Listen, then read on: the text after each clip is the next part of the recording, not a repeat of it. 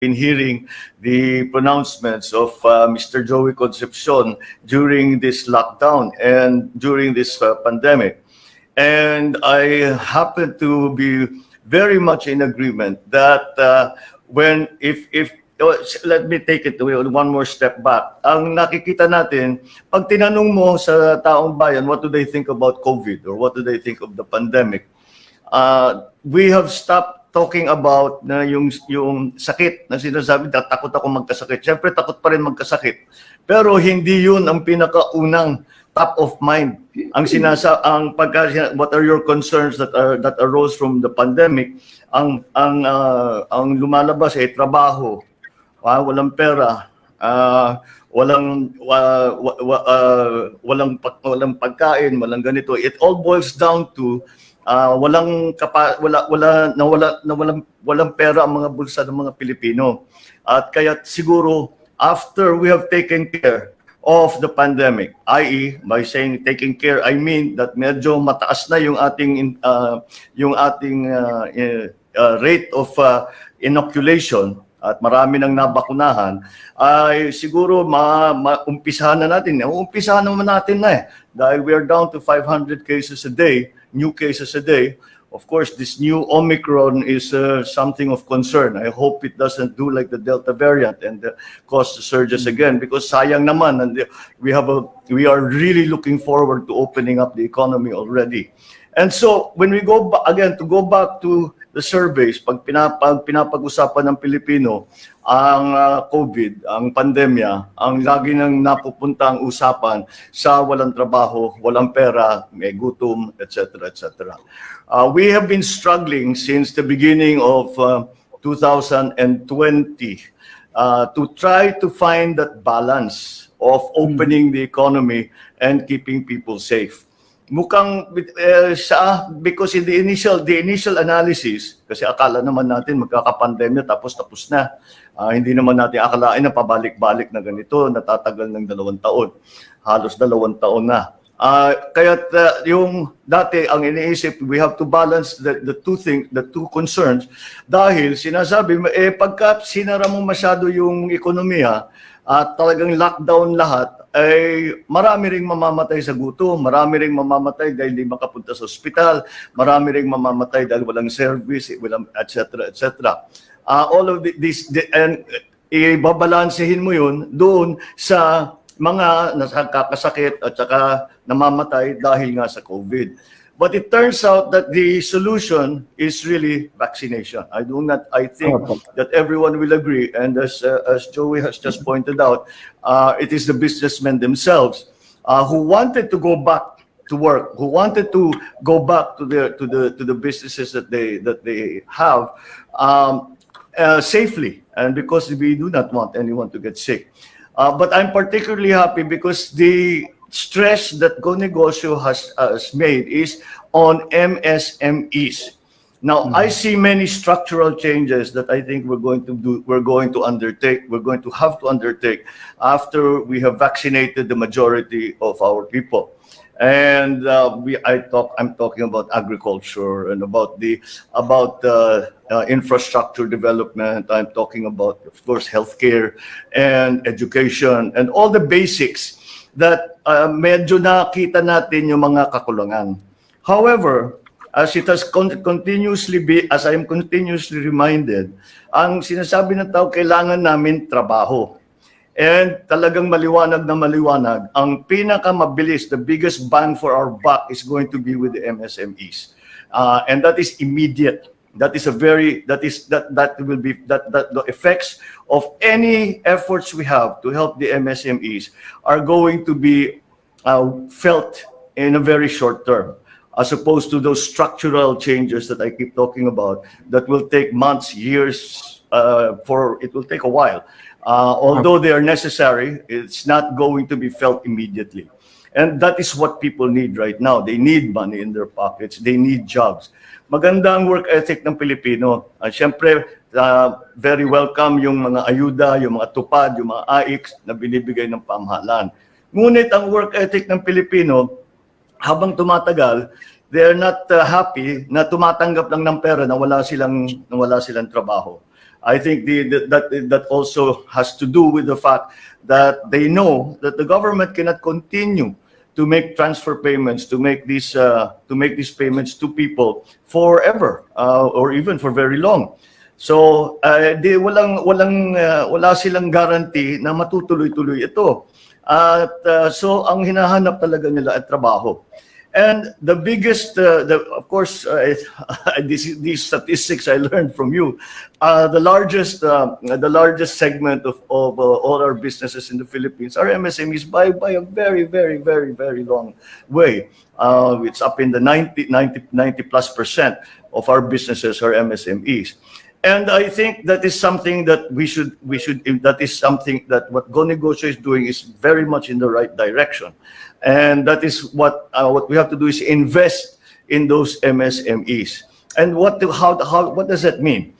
Well, first of all, we have to recognize what is going to be, how the economy will look like, not only in the Philippines, but also globally.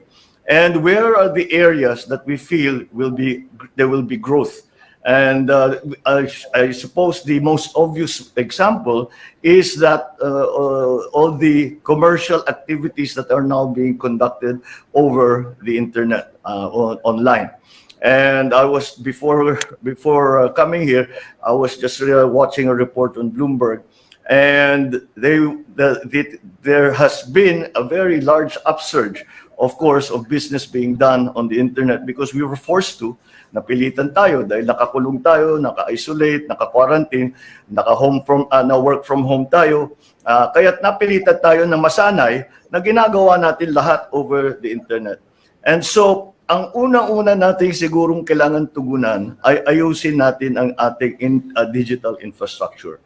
Because if all of these plans that we have are going to succeed, kailangan matibay-tibay ang ating digital infrastructure. Nang sa ganun, meron tayong ginagamit because, well, not only for business, but the internet has been the highway for most of our activities now. The schools are done through the internet. Businesses are done through the internet. Even our spare time we spend on the internet, ordering food, ordering items from the different places. Ito talaga ay napunta talaga tayo sa internet. Kaya yan ang unang-una natin kailangan ayusin is the digital infrastructure. And I do not think that it is going to be that hard for the simple reason that the technology exists. We don't have to invent it. Kailangan always one of the countries that they say has the best system is South Korea. So, padala tayo ng tao doon, papuntahin natin sila rito para magtanong tayo kung paano nila ginawa. And that I think will not take too much time. But again, it will require a strong partnership between the private and the public sector. Now, to go back to the MSMEs, I think there are many schemes that we have seen.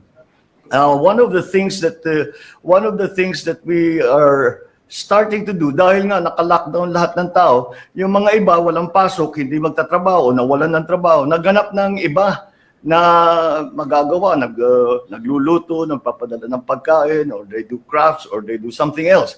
And this is also all conducted with over the internet. I think another point that was made while I was watching the report was that more people have changed their consumer habits, and they are more prone now to buy from independent suppliers than they were before, which gives us a lot of hope because the small businesses have an opening there. That is a window of opportunity right there that we no longer choose yung malalaking pangalan lang. Sasabihin natin, ay bibili tayo, kailangan pag electronic Sony, pagkain, yung mga sikat na lugar, yung mga sikat na fast food chains, yung mga bagay-bagay na binibili natin kung saan-saan na ngayon natin binibili, hindi lamang sa grocery, hindi lamang sa supermarket, kundi kung anong makita natin sa internet. So there's a great deal of potential there, but it needs a lot of support. Most people are willing to try and be entrepreneurs.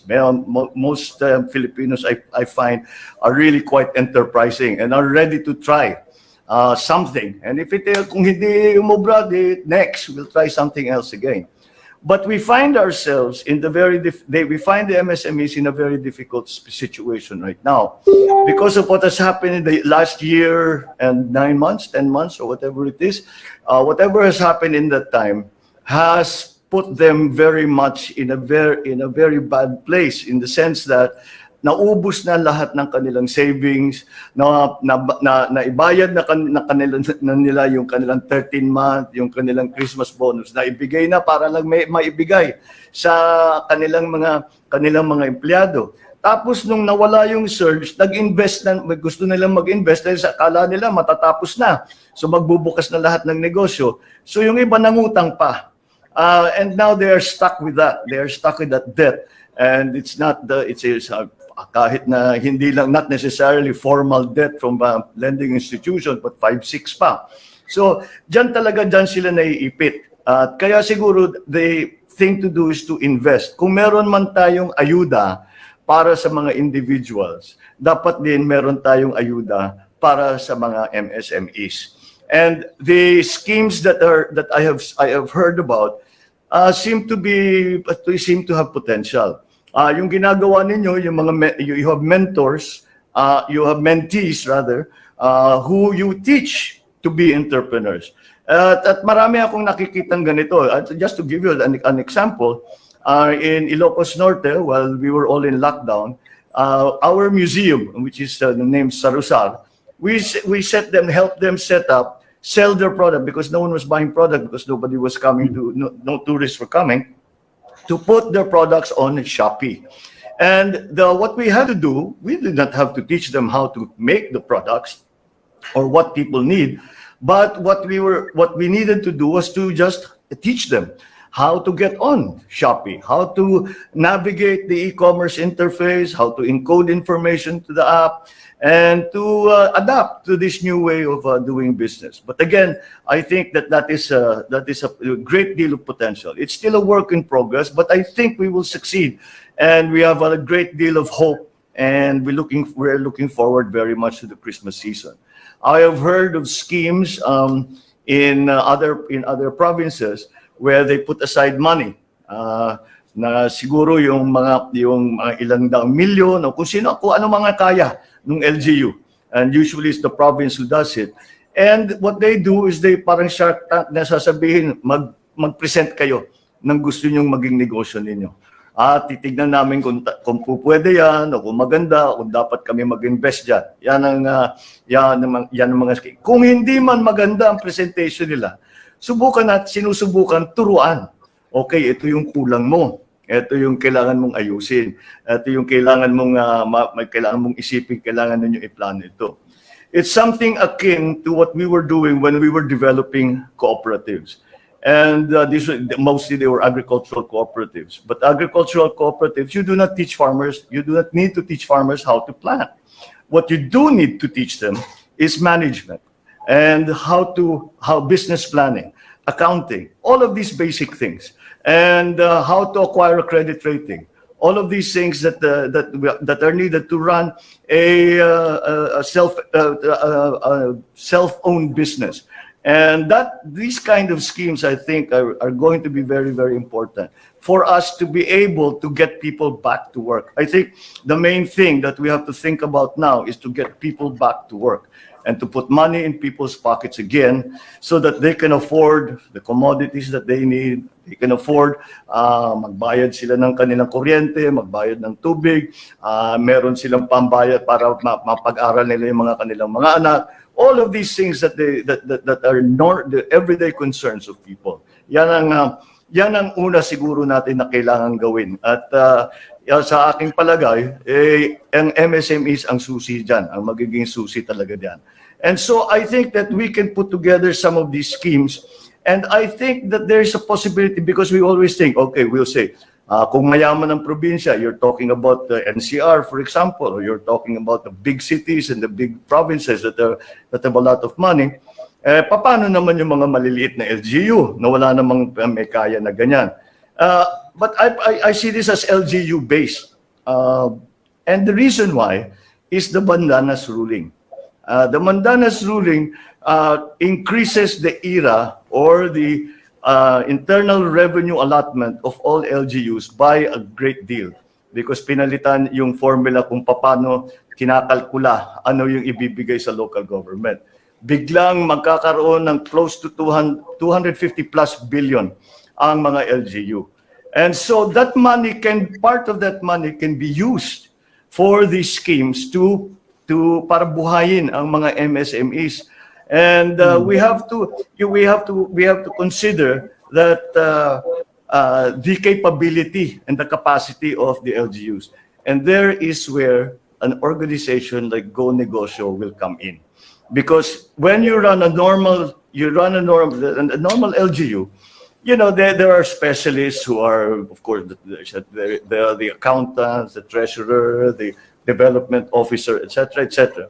But if you are going to ask them to assess the proposals of small businesses for possible investment by the LGU, I do not think that most LGUs have the capacity to be able to make that judgment.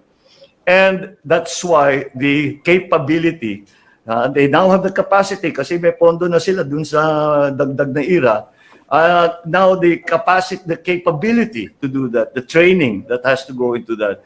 I think Go Negosyo and the other organizations together with the government, this is going to be key, I think, for next year.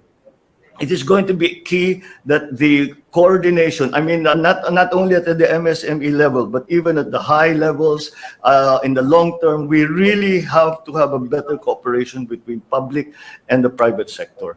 And that's why I see a good deal of potential by all of the groups who are encouraging entrepreneurs to go out and try their hand and do business, but to help them along.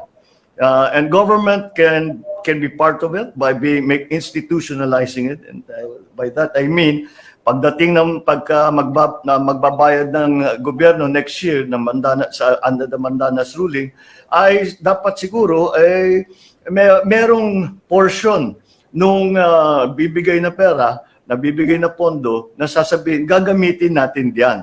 Ngayon, pupuntahan kayo ng mga expert, tuturuan kayo kung paano, sila mismo ang gagawa, na i-assess kung sino yung mga magaling talaga, sino yung magandang idea na pwedeng pondohan, yung mga hindi nga masyadong maganda, turuan natin, baka sakali naman maayos natin yung kanilang proposal. All of these things just to give everyone as much opportunity as possible. But again, we have to be a little strict about it because we cannot keep mentoring them forever. And we have to get it right pretty much the first time. What we have done is we said, okay, we will give you seed money. We like your idea. We think you can make it better by doing this, that, and the other thing. And so we'll go on. And we will, for the first year or so, we'll be there. We'll be on call. You call us if you have problems. You call us if you don't know what to do, or you need something, or whatever. And we will try and help you. But after a certain time, we have to let you go. Because we cannot just continue. Because it may just have been a bad idea on both sides and the business failed, we'll try again, we'll do something else. But they must stand on their own eventually. And that's why the process of choosing these programs and these projects is going to be absolutely critical. Because as I said, we're pretty much going to have to get it right the first time. We cannot go around and around and around in the hope that sometime eventually down the road is going to succeed. So we have to be a bit strict about it. But I think we have the capacity, we have the talent, definitely have the talent for people to do it. Napakasipag naman ng mga Pilipino. I don't think that's ever going to be an issue. So they will be Filipinos will try their best. Hindi na matutulog yan, hindi nakakain yan para magtrabaho lang, para maging maayos lang ang kanilang mga buhay. So that's something that is really, I think, the direction, at least in the small scale. I think that's the direction we need to take. And we need to take it as soon as possible. My suggestion is that we should get started already in the areas na bukas na na meron na tayong nakapagsabi na tayo mababa na yung infection rate o wala na yung infection rate halos o nabakunahan na ang karamihan dito sa area na ito. May mga swerte na let's say na bayan no, na